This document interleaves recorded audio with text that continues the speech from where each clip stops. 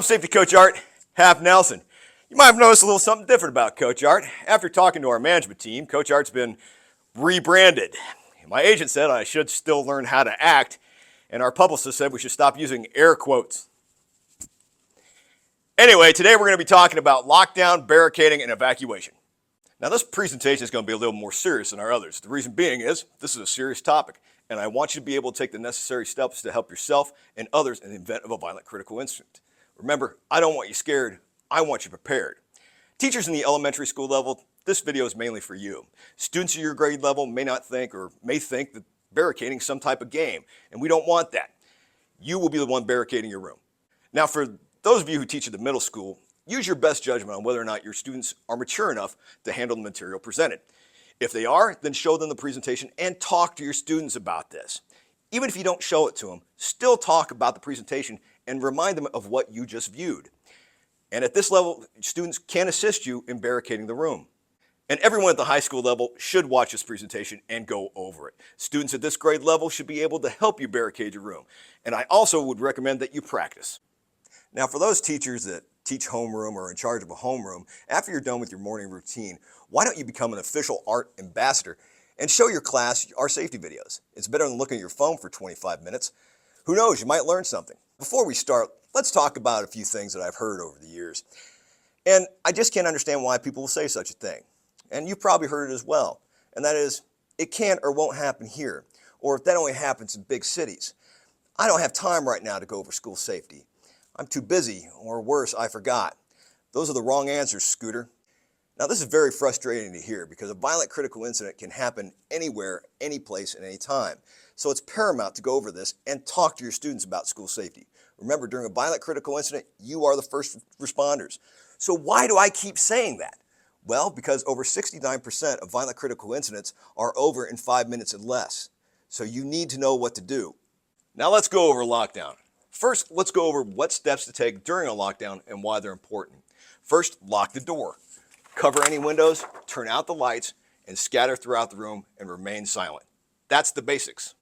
Now, locking the door is important because it delays a violent intruder. Case studies have shown that violent intruders tend to move from a different location when faced with an obstacle, like a locked door. Covering the window, turning out the lights, and staying silent gives an appearance of an empty room. Now, here's another question I often get. Who calls the police during a violent critical incident? Or should I call 911? Well, the answer to that is yes, you can call. You don't need permission. Be sure to contact the office though so they can give out the proper alert to everyone else in the building. That's why administrators, you need to go over your procedures with your staff so they can give an alert and they know what to do if they need to barricade the room. So you did your lockdown and you decided to barricade your room. The key of barricading a room is controlling the door. You want to move larger objects in front of the door first, then pile everything else on as you can. Now these are some good examples of what a barricaded room looks like. You see they moved heavy objects up front, thus blocking the entrance, and then they piled everything else on. Take a second and look around your classroom and think about how or what you would use to barricade your room and control the door. Now you can also take a few extra steps like using a door stopper and placing it underneath your door when you barricade your room. Don't have a door stopper? Try folding up some paper or a folder, stuff that under the door as well. Now if your door has a control or sway arm, it's a good idea to secure that. There are many ways you can do this. In this case, I use an old phone charging cord. All you have to do is loop it through, tie it off. You can use a belt, a tie, even a shoe.